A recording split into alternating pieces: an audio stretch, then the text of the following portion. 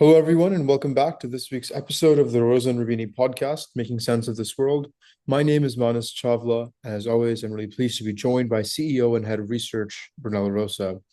This week, we're discussing Trump, his bombastic statements, and isolationism.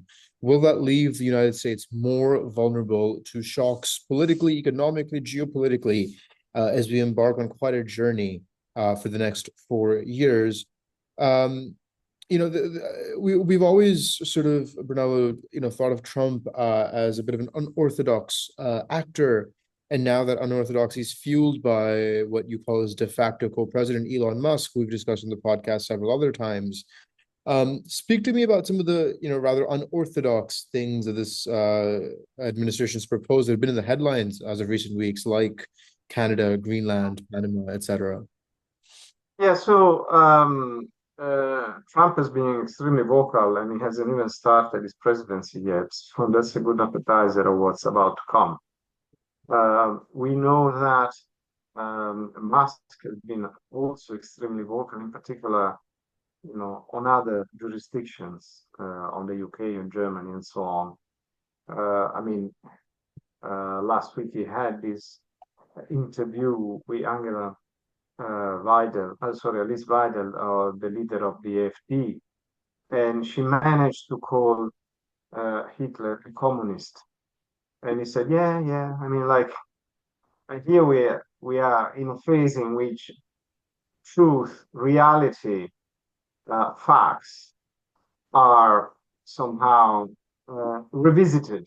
Let's put it that way, very mildly. Okay, and the fact that platforms such as Meta has decided to stop fact checking or reduce it sensibly is not good news. I mean, when your interlocutor calls Hitler a communist, the very basic fact checking would say that that's not true.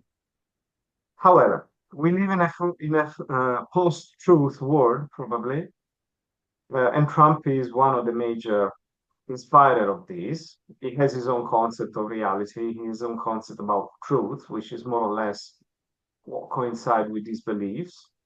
And as part of this approach, he has said a few things that really outraged international observers.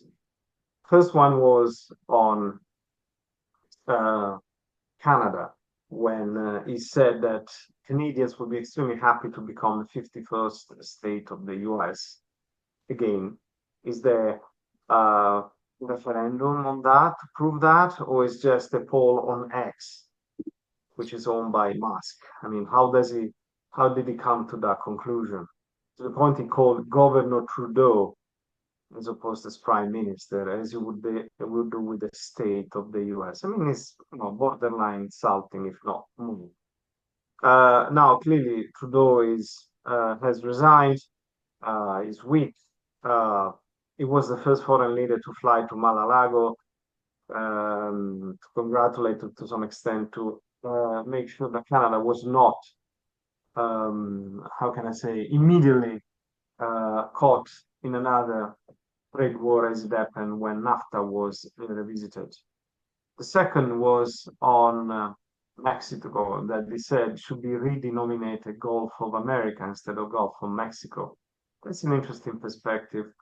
The new president of Mexico responded, "Well, maybe the U.S. should be called, Greater Mexico, something, just to remind that in reality, a large swathe of the American country was, the U.S. country was initially uh, part of Mexico."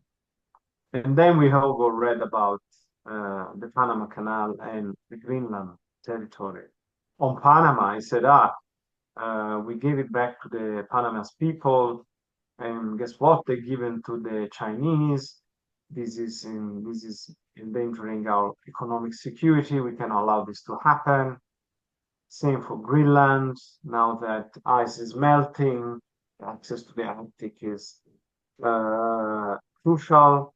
We have China and Russia on the other side. We need a better protection. Plus, Greenland has all these rare earths and important materials. So, It's like, should be ours. So initially they said, we may buy it. Then he said, well, would you refuse to, uh, can you commit to the fact that you will not use force to get hold of this territory? I said, no, well, I'm not committing to that.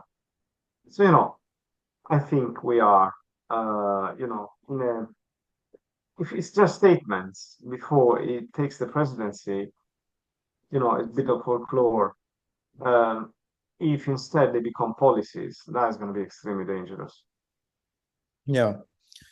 Um, it seems like a lot of it is rallying support, breaking norms, getting people ready for sort of theoretically what is to come.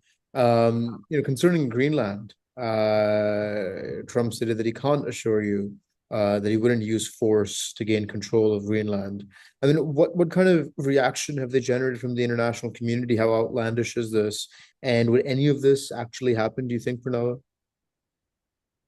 So, well, the King of Denmark has changed his coat of arms to reinforce the presence of the bear, which represents Greenland. Um, Plus, Greenland and Denmark are NATO countries, which would be quite unusual to see aggression from another NATO members, and not just a minor one, but the US itself. Now, Article 5 is designed to protect a country from the aggression of an external member. We've never seen Article 5 applied to the vision when from another NATO country. That would be fun to watch. Um, I don't think these things will necessarily come to fruition, but it doesn't matter what actually happens. Is the climate that is changing in so many respects. Okay. And, in terms of climate change itself, excuse the play of words, you will see that Trump would say, as I already say, drill, baby, drill. So forget about all those restrictions and so on. And that would be already a massive shift in tone. Uh, but on EDI, equity, diversity, and inclusion policies by private firms on which, in theory, should have no control. We saw what happened with Meta, which has abolished EDI. Amazon is following suit. Apple has refused to do so, but is now on the discussion. So, what is it? We are entering a phase in which being discriminatory, saying anti or racial things, or is it acceptable? I mean, this is not these are not minor things. Eventually, the perception of reality dramatically changes. Um, who's gonna contrast Trump in all this? In theory, should be Europe, also as an ally, because in theory, between allies, there should be an open and frank discussion. Today, there was an article by Paolo Gentiloni, who's the former EU Commissioner to Monetary and Economic Affairs, and also former Prime Minister of Italy, who said, Europe now really should change its gear facing the challenge posed by Trump. But is it really going to happen? Is it that von der Leyen has the strength or the ability, so to speak, to call Trump and say, hey, you should stop doing this? Or else, because the problem is, how can actually be any rebuttal from the EU be credible? Yeah. What is it? I mean, the economic disparity has reached a level that it makes it extremely hard for others to respond.